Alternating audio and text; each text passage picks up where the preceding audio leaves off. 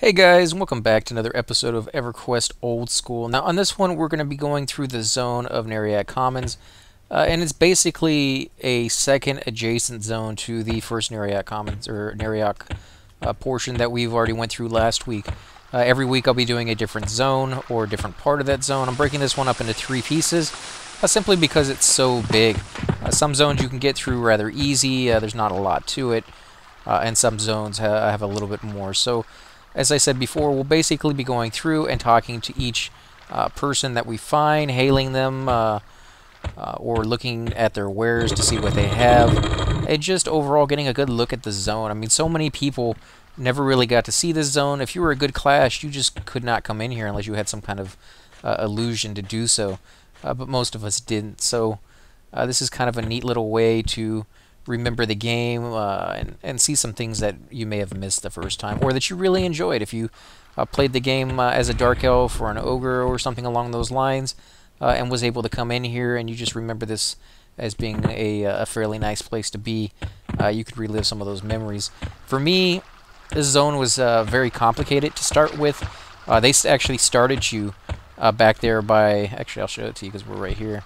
When you start over here in this city, no matter what class you pick, just as your race, you start over here next to this water, literally right here where most of the bodies are. Right here where I'm standing is where you'll start, and you're looking at him, and that leads you up there to the zone entrance.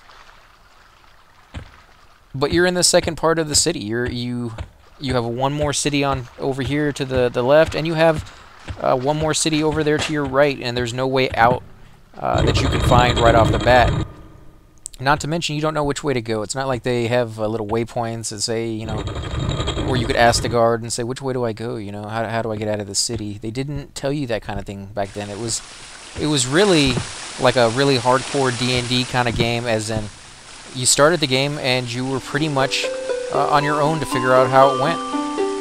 Now, as you can see, I got a little bit of platinum on me, and that's due to somebody came in here with the Thex mallet, T-E-X, and they needed to turn it into the Necromancer guild, but they happened to be a wood elf. So they had an illusion. They showed me where I needed to go to turn that in. I turned it in for them, and they were kind enough to give me some platinum as payment for helping them out.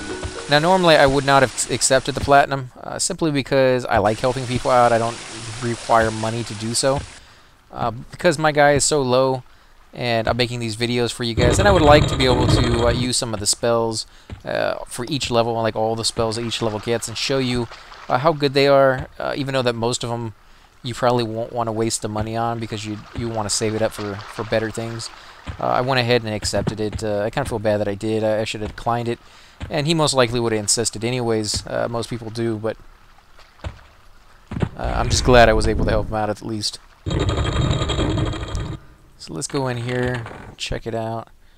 That's kind of cool graphics. You can see it's all very simple. It's not like this picture frame is actually on the wall. You look at it, and you'll see that it is the skin. I mean, that wall is the picture frame, or the cover that they fixed for the entire wall. I don't know why it's doing that on the screen like that. That's weird. It shouldn't be like twinkling like that. And it's only doing it on those walls, so maybe there's something wrong with that graphics. And of course, I'm going through each and every one of the NPCs and showing you what they have, so that if you ever need to find something in this town and you're not quite sure where to go, that's kind of... Wow, that's messed up the way that looks. Go back in and go back upstairs. Doesn't do it on the picture frame, though. Let's see... So it looks like everybody in here is going to sell wine of some sort, or alcohol. Except for him. Small, belted section. Oh, so there's molds for your armor.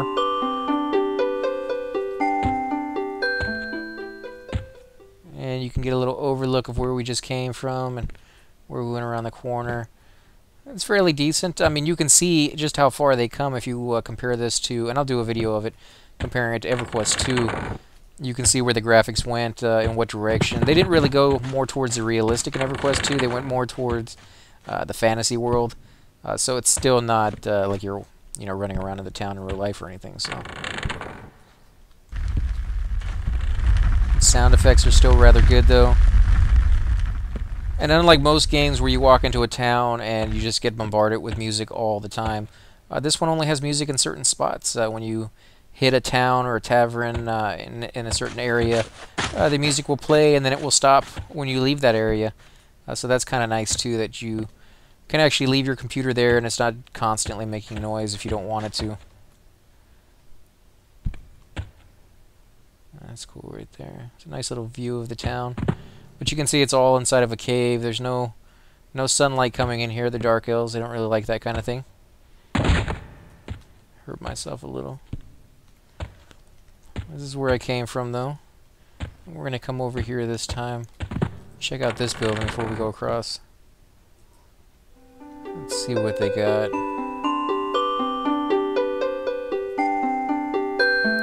I'm going to buy some food or drink.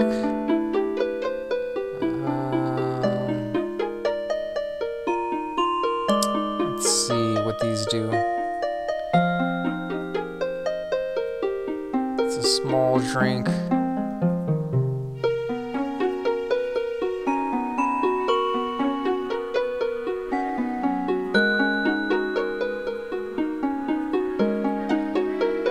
Yeah, some of these drinks last longer than others. Some of them are... usually the ones that cost more will last longer. But I'm going to go with the cheap ones for now. I'm going to go with the stack. There we go. At least that way I'll get that message stop appearing on my screen. You're almost out of water. But you can hear how the sound stopped. The little music no longer in the shop. Looking at his wares. Oh, they have a basement down here. That's cool.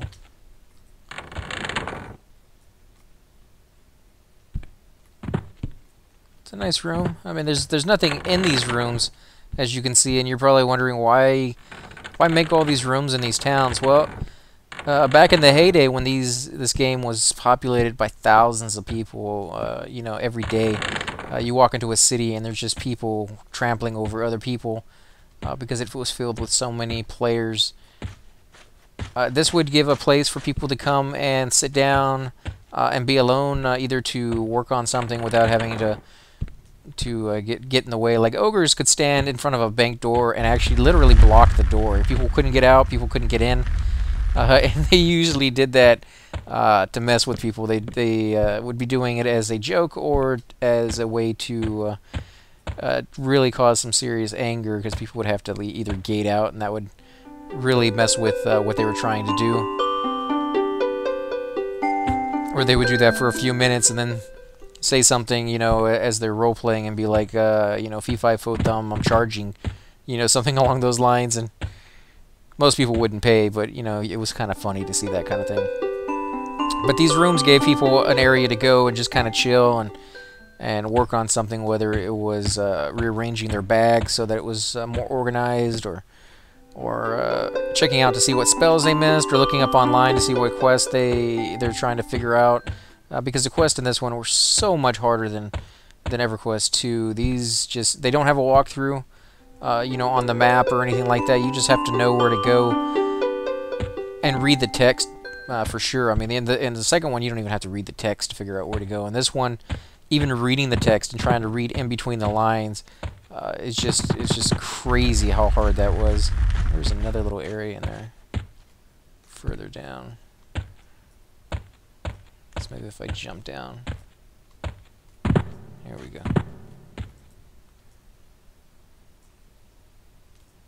That looks like some kind of nasty torture dungeon.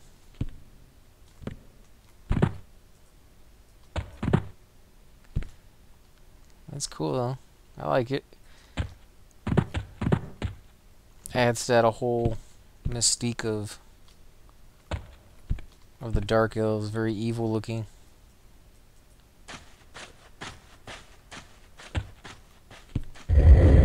And I love how the doors actually move. I mean, this, you know, you're looking at it through the eyes of whatever era you're watching this game on, but before this, the doors didn't move in video games. You walk right through them. You know, if they did move, it was because they'd open up for you. Oh, here we go. Let's see, what kind of backpack is it? Capacity 8. Guess I'll go ahead and get a couple of those. And then I'll have to stop and open up my inventory. Now there is a quest for Evil Eyes, which I will be doing and showing you guys how to do that as soon as I get enough of them. If you go to the guy that offers the quest, he'll actually give you a container that will allow you to store the Evil Eyes that you gather into them. So you won't even have to buy it. But it only stores Evil Eyes, so I'd rather have backpacks filling those spaces. There we go.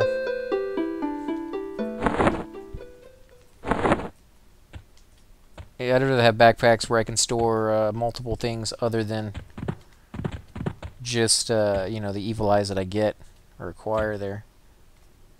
Okay, I think we go this way. As I said before, it's a very complex zone. Which I think this is one of the towers that we hadn't been in yet. Oh yeah, we went up there on the other side. And we've gone in there.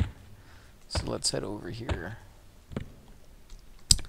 The dashing form. Let's go in here. Oh, that's cool. It's like a coat room. Wonder if these guys sell anything. Yep.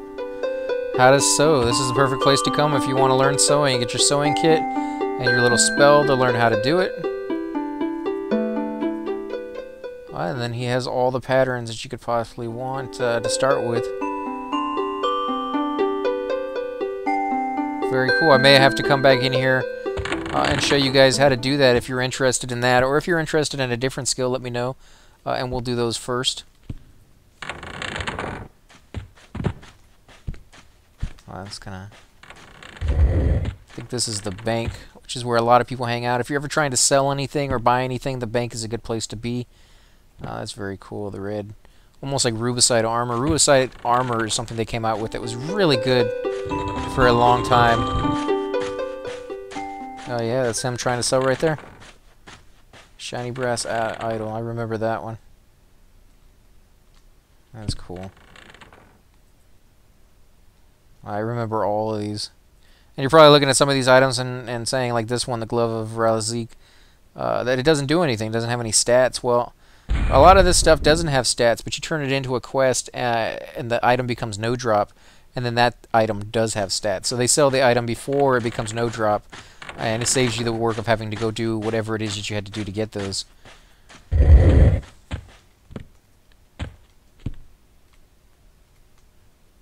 Okay, so it has a double door. You come down the hall, you can either go into that one or that one. Which maybe they did because, you know, these guys, these ogres, would stand in the way and block it. So maybe they figured that having two doors in and out would be nice. Let's see. This looks like stuff for potions. A spit. I don't know what that does. Let's check that out. Container closed. Maybe this is for making food or something. And even though I played the game for a very, very long time, I still don't know everything about it. There's always things to learn. Wow, that's expensive for that. Bronze. It's 15, 16 platinum for each piece. You also want to look at the weight because it will weigh you down. But I'm playing a Necro on this one, so weight is a definite issue. Plus, I'm not going to be able to wear heavy armor like that. What I'm going to be wearing is cloth, primarily for the entire game.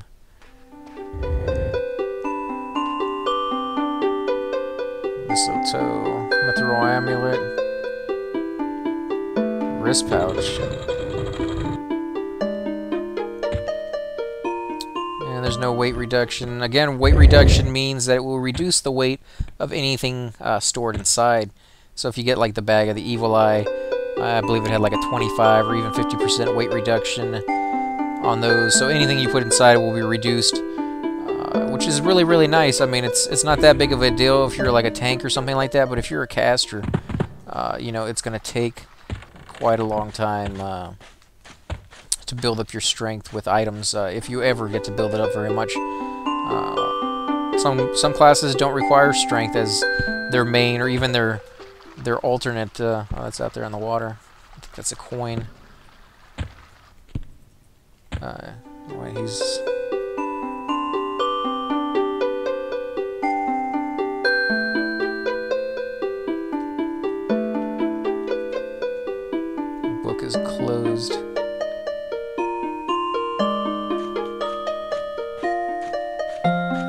Shaman level 51 spell. Cleric and Druid. So there's a few spells here and there. It's kind of weird that they just spread them out in the middle of nowhere, but again, if you see something weird, it could be that a person sold it to the NPC. Anything you sell the NPCs, like I said before, will stay on them for quite some time. I believe forever until either the server is reset or somebody else sells them so much stuff that they have to take stuff off of their list to make room.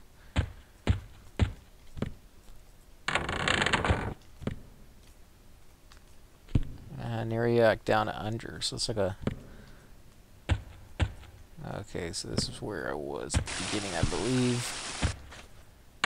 Oh no, this isn't the beginning. This is closer to the other side of the zone. Wow, that's kind of weird. I went all the way around in a circle, it looked like. So through this will actually lead you to the other side. Let me run back in real quick and make sure I didn't miss anything for you guys. That's the door I came out of. I don't believe I went into these yet. Yeah. Somehow I went to the right and came out on the left. That's interesting that it leads that way.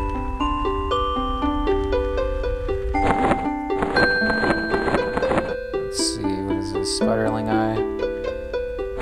I believe it's a spider or fire beetle eyes that I'm looking for. Spiderling eyes. But I'll double check on that to make sure it's which ones I want.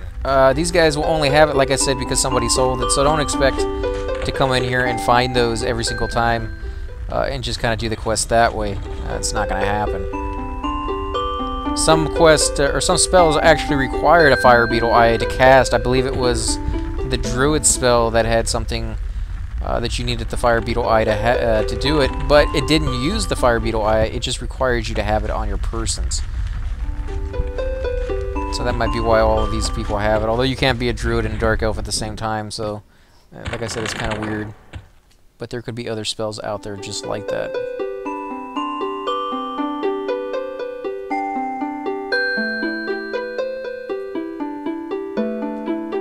Small steel plate boots, those are really expensive.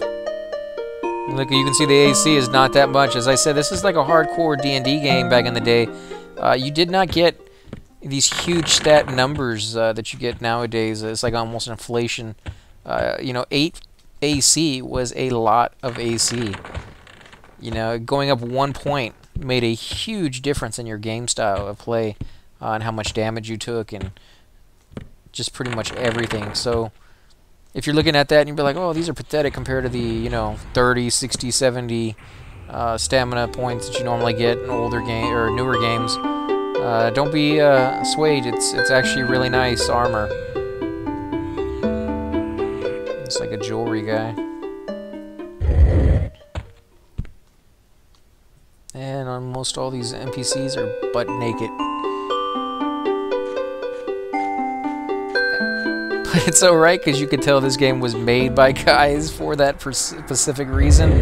You know, the guys are kind of mediocre looking, but all the women are very shaped pretty much the way, you know, guys, at least in America, are looking for women. That stereotypical look that not all of us enjoy, but...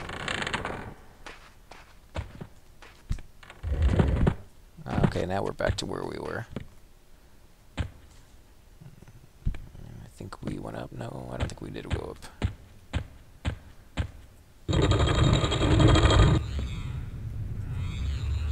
There's a lot of people who sell stuff over here.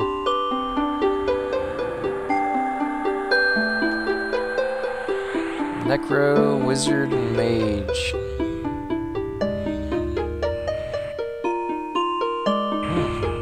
I don't have that one, so I'll buy that one.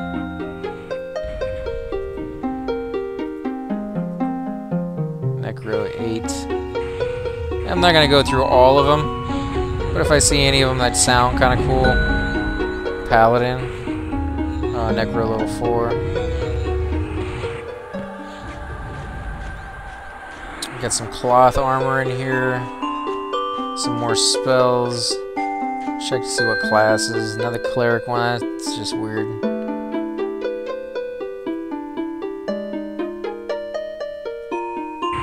I mean, you can have a cleric dark elf. It's just I don't think this is the cleric's guild, so I think that would all be put together over where they're at. Summoning Earth kind of sounds like a mage, yeah. The mages in this game are incredibly awesome. The fact that they get different pets, the earth, the wind, the fire, elementals, and each one has its own specific ability. The earth one will root, and the fire one has some kind of like damage shield on it that burns when they hit and when you hit. And it's really, really cool to have a mage in your group. In fact, the very first relationship I ever had on a video game was with a woman who played a mage, and we went everywhere together. We were a cleric and mage combo, which is not exactly the greatest combo in a group. Mages are not really sought after for groups, but they are great for soloing, and so we went everywhere. And I hate to say it because, you know, it sounds conceited to say I got her into all the groups, but as a cleric, you're really sought after. And if you say, well, I'm, you know, hunting with your girlfriend or something like that, that's a mage, they'd be like, well, yeah, bring her along, you know. They pretty much will take any other class as long as they can get you. And so before that, she, you know, really never grouped with that many people. But after she met me and we started dating, she grouped a lot more. And you know, it was a change. It was a shock to her, just how to, you know, just being able to group, because her problem was that she took criticism from other people or other players. You know, not the greatest. She thought it was an attack on her every time somebody gave her, you know, some tidbits. You know, like she didn't know how to play her class. And there are different styles of gameplay. You know, if you're soloing, you may be a great soloer. You know how to kite it and move it around and not get attacked by all these creatures that are around it, and make sure that you don't take very much damage. You know, and you're constantly moving around, basically. And then if you're in a group, it's a completely different set of skills and actual way you play. I mean, in a group, you really don't want to move around because you risk bringing more creatures to your location by mistake. You know, you risk training everybody if you keep running around. And so one of the things I had to basically break her of was that when she got attacked, she would run around, and she would get out of range of my healing. And I was like, you know, if you're out of range, I can't leave the group to heal you as much as I want to be able to, you know, keep you alive. I can't let the tank die because you keep running around, you know. Because if the tank dies, everybody dies, and then I just feel horrible that it was my responsibility to keep the healer or the tank alive. And as the healer, I went out of my way to heal somebody who wasn't necessarily gonna be able to contribute as much as other people. I hate to say that because it sounds so horrible, like some classes are worse than others, but you know, there are those essential classes, unfortunately, that are more than important than some of the other ones. And if I have to make the choice of who to keep alive, you know, if it was a choice between a caster and the tank, unfortunately, as much as I like to keep everybody alive, I have to make that choice, and the tank is the one I'd have to pick. Just like the tank would throw himself in front of a bus to protect the healer, because he knows that if the healer dies, pretty much everybody else is going to die as well. The same thing for enchanters. If you're pulling more than one creature, enchanters being able to mez, you know, everybody plays a role, but some of them are more essentials. And she just really took it personally every time somebody said something. And you know, it's one of those things that if you haven't grouped very much, guys, you know, it's definitely worth doing, but do not take it personally. Do not get angry every time somebody says something. It's just part of the game. You know, you have to learn it. As long as they're not being rude about it, it's still very, very enjoyable to learn that aspect of the game. And again, guys, if you like these videos, please hit the like button, subscribe. If you have any ideas on where you'd like to see me go next, or any quests that you would like to do, just let me know on the comments down below, and I'll hit you back up and do one of those videos for you. And as always, guys, thank you very much for watching.